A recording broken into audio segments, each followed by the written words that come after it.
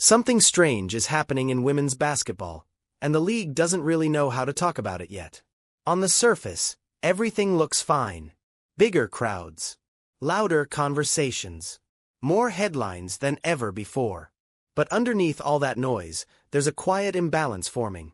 One that's forcing brands, players, and fans to confront an uncomfortable reality.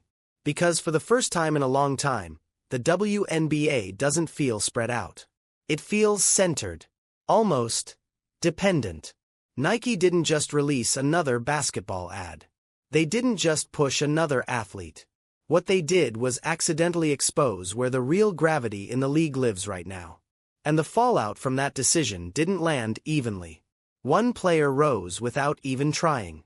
Another, who followed every rule and checked every box, suddenly found herself watching the spotlight drift away. This isn't just a shoe story. It's a power shift. And once you see it, you can't unsee it. Before Caitlin Clark ever stepped onto a WNBA floor, Nike already thought they had their answer. They had the player. They had the resume. They had the image that made sense on paper. A'ja Wilson was everything a brand is supposed to want. Championships, MVPs, a dominant presence on the court, a voice off it. She wasn't controversial in the wrong ways. She was outspoken, confident, and positioned perfectly as a leader for the league's next era. Nike didn't stumble into that partnership. They committed to it. They didn't rush her signature shoe. They didn't cut corners. They spent years building it. A'ja wasn't just a name stamped on a design.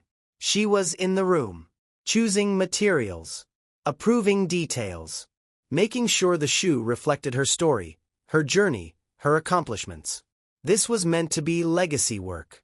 And when the Arone finally dropped, it looked like validation. It sold out quickly. Headlines followed. People called it a win not just for A'ja, but for women's basketball as a whole. Nike had finally given a WNBA star the kind of treatment that usually gets reserved for icons. For a moment, it felt like the plan worked. But here's the part people don't like to talk about. Selling out once doesn't mean you've captured attention. It just means curiosity showed up. What happens after that is what separates stars from movements. And slowly, almost quietly, the noise around the Arone began to fade. Not because A'ja stopped performing. She didn't. Not because the shoe was bad, it wasn't. But because attention doesn't operate on fairness. It follows energy. It follows obsession. Nike had built something carefully, thoughtfully, by the book. And without warning, something else was building right next to it. Louder, messier, and completely out of their control. From the outside, A'ja Wilson's shoe launch looked like a clean win. Numbers were shared. Screenshots circulated. Resale prices jumped early, and for a brief window, everything lined up the way it was supposed to. This was what a successful rollout looked like, at least on paper. But paper doesn't tell you what people are actually talking about when they're not being prompted. The truth is, hype has a half-life. Real demand doesn't need reminders. And as the weeks passed, the conversation around the Arone started thinning out. Not collapsing. Not crashing. Just drifting. The kind of slow fade that's worse than outright failure because it's harder to explain. Nike tried to keep the momentum alive. More visibility. More placements. More positioning. A'ja kept showing up, kept performing, kept being exactly who she's always been. Yet the energy never quite reignited the way it was expected to. The shoes didn't become a must-have. They became available. And availability is a quiet signal. What made it sting wasn't that A'ja did anything wrong. It was that she did everything right and still couldn't force culture to lock in. Because culture doesn't respond to effort. It responds to fascination. You can't manufacture obsession. You either trigger it or you don't. Behind the scenes, this is where brands start asking uncomfortable questions. Not out loud. Not in public. But internally. Questions like why something polished isn't traveling further. Why excellence isn't translating into noise. Why a campaign with every advantage still feels contained. And while Nike was trying to figure that out, they weren't starting from zero with someone else. They were already watching something grow without permission. By the time they realized how big it was getting, it was too late to pretend it wasn't happening. Caitlin Clark didn't enter the WNBA quietly, but she also didn't arrive begging for attention. That's the part that gets overlooked. Long before Nike doubled down on her, she had already bent the gravity of the sport at the college level. Arenas sold out. Viewership spiked. Entire cities felt the economic ripple when she played. None of that needed branding help. It just happened. By the time she declared for the WNBA, the conversation around her wasn't about potential. It was about inevitability. Nike saw it earlier than most people were comfortable with. Handing a rookie a massive endorsement deal before she played a single professional minute rubbed veterans the wrong way. It felt premature, disrespectful, even. There was an unspoken belief that you had to earn that kind of backing first. That greatness was something you proved over time. But Nike wasn't betting on resume. They were betting on pull. And the second Caitlin Clark stepped onto a WNBA court, that bet started paying off in ways that made the criticism look outdated. Ticket prices jumped. Broadcast numbers climbed. Social feeds filled up without paid pushes. You didn't have to explain who she was. People already knew. What separated Clark wasn't just her shooting range or her stats. It was how she collapsed attention toward herself without demanding it. She didn't posture. She didn't campaign. She didn't sell herself as the future of anything. She just played, and everything followed. That's when the contrast became impossible to ignore. On one side, you had a carefully built star with a perfectly executed rollout. On the other, you had a player who barely needed one. The league didn't reorganize around her because it wanted to. It did because fans already had. And Nike, whether they liked it or not, was now standing between those two realities. They could keep pushing what made sense, or they could follow what was already moving. They chose the second option. Nike didn't announce a change in direction. They didn't hold a press conference. They didn't explain anything. They just released an ad. At first glance, it didn't even look that dramatic. No overproduced storyline. No heavy narration. Just Caitlin Clark lacing up her shoes, focused, locked in, like she had somewhere to be. But then there was that moment, quick enough to miss if you blinked, when her eyes shifted. Sharp. Almost predatory. A clear nod to the Black Mamba energy that basketball culture already understands without explanation. That single visual did more work than months of traditional marketing. Here's what made it even crazier. This wasn't even her signature shoe. No custom line. No long build-up. Just a player edition of an existing Kobe model. On paper, it shouldn't have competed with A'ja Wilson's One at all. But the reaction didn't care about paper. Within minutes, the shoes were gone. Not selling well. Gone. The kind of sellout that causes resale markets to light up instantly, prices doubling and then climbing higher as people realized supply didn't stand a chance against demand. It wasn't driven by giveaways or influencer pushes. It was raw appetite. That was the moment everything snapped into focus. Nike didn't create that frenzy. They captured it. And capturing it is often more powerful than trying to manufacture it from scratch. The ad didn't tell people Caitlin Clark mattered. It assumed they already knew, and that confidence made all the difference. Meanwhile, A'ja Wilson's shoes were still available. Not because they were unwanted, but because they weren't urgent. Nobody felt like they had to act right now. And urgency is the currency of culture. From that point on, the conversation shifted. Not loudly, not aggressively, but permanently. The question stopped being who deserved the spotlight and became who could actually hold it. And whether anyone wanted to say it out loud or not, the answer was becoming clearer by the day. Once emotions get involved, people argue. Once numbers show up, arguments get quieter. As Caitlin Clark's presence became more consistent, the pattern stopped looking like coincidences.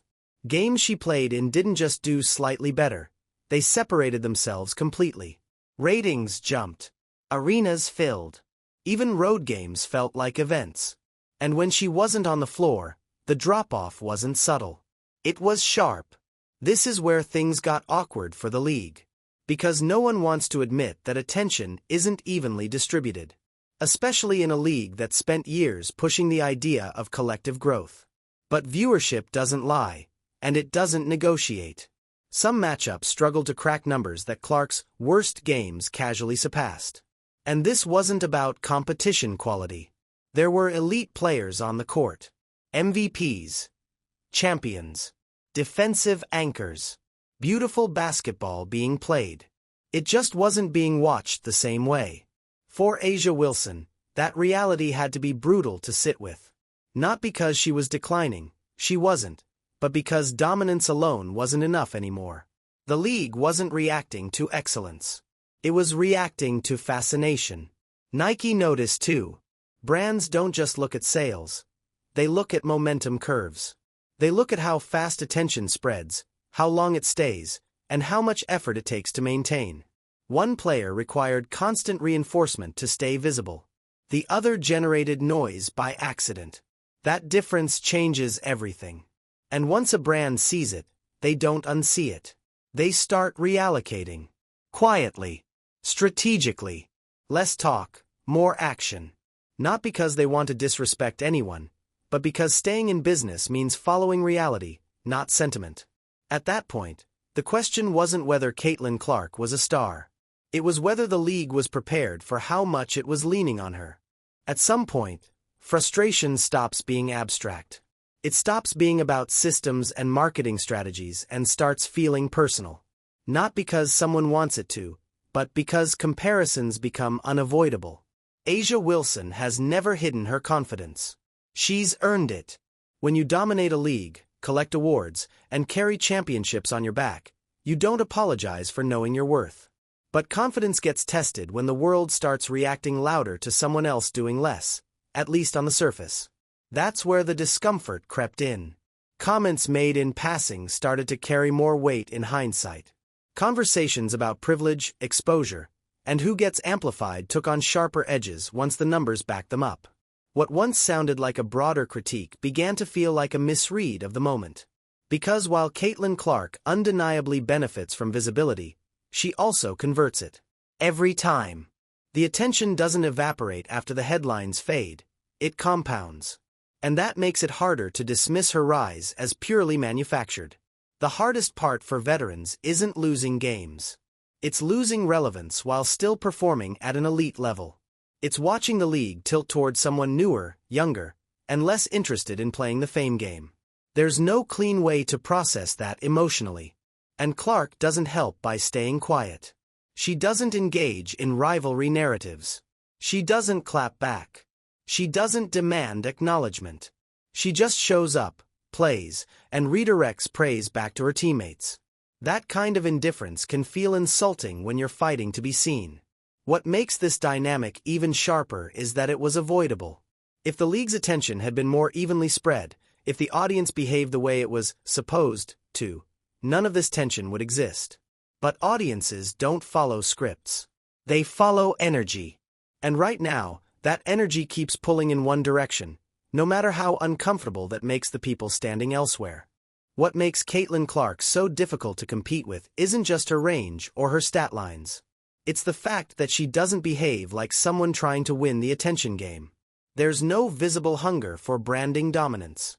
No obsession with being framed as the face of the league. If anything, she seems mildly uncomfortable with it. And that's exactly why it works. Every time she's handed a microphone after a big night, she deflects. Teammates get credit. The moment gets downplayed. The performance gets minimized. It doesn't feel rehearsed. Feels genuine. And in a sports culture saturated with self-promotion, that authenticity cuts through everything. Nike understands that better than most people realize. They're not just selling shoes, they're selling belief. And belief sticks harder when the athlete doesn't look like they're trying to sell you anything. Clark doesn't ask fans to buy into her story. She lets them discover it on their own, which makes the connection feel personal instead of transactional. That's why one photo of her warming up can spark a buying frenzy while full campaigns struggle to create the same urgency elsewhere.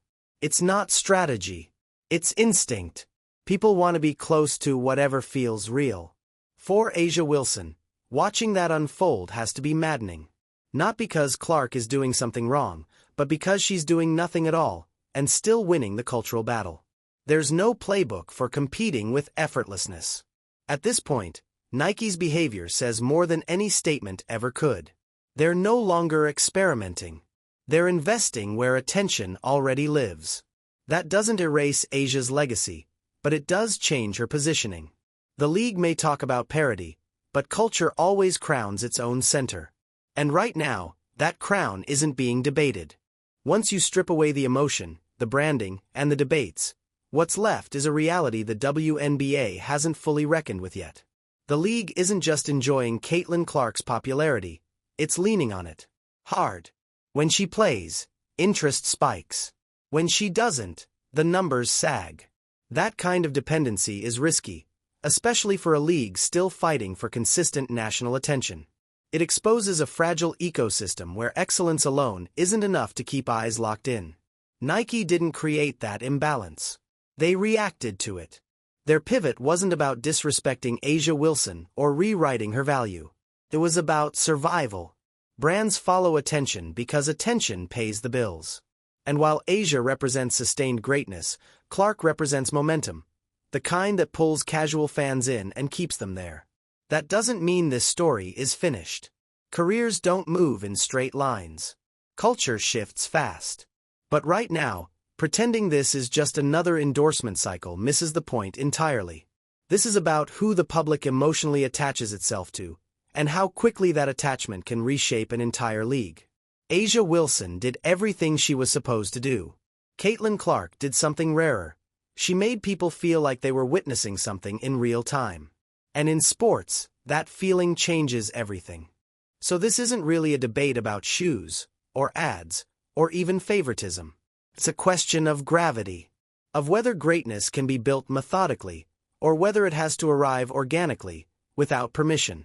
Because right now, the WNBA's biggest challenge isn't finding talent.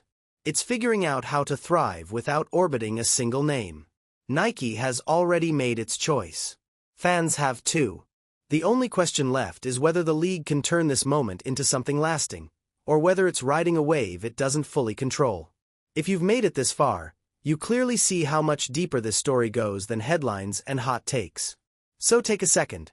Hit like if this breakdown gave you a new perspective, drop a comment with where you stand on this shift, and subscribe if you want more stories that actually explain what's happening behind the scenes. Because this conversation isn't ending anytime soon.